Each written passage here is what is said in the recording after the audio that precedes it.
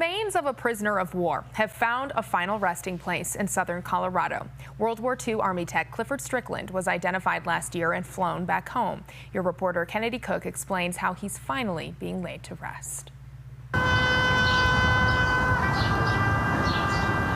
We're bringing our family member home after 82 plus years as a POW MIA, and the fact that he's on the ground in his home soil, buried next to his parents at a cemetery.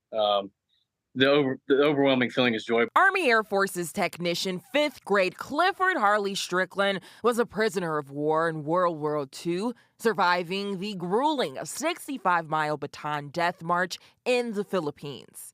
That march claimed the lives of thousands.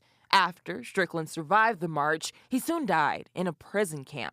Strickland's body was found mass grave in Manila before he was buried in an unknown grave.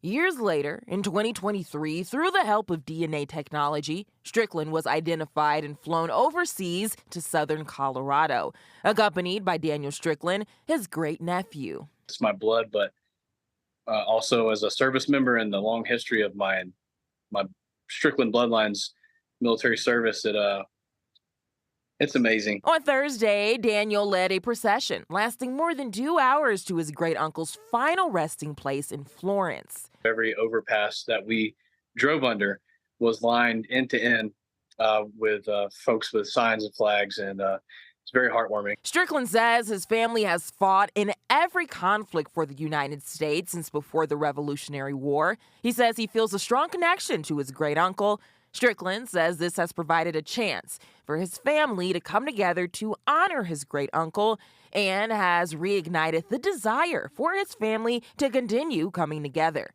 We've known him through his letters that he wrote home while stationed abroad for as long as he was able to send letters.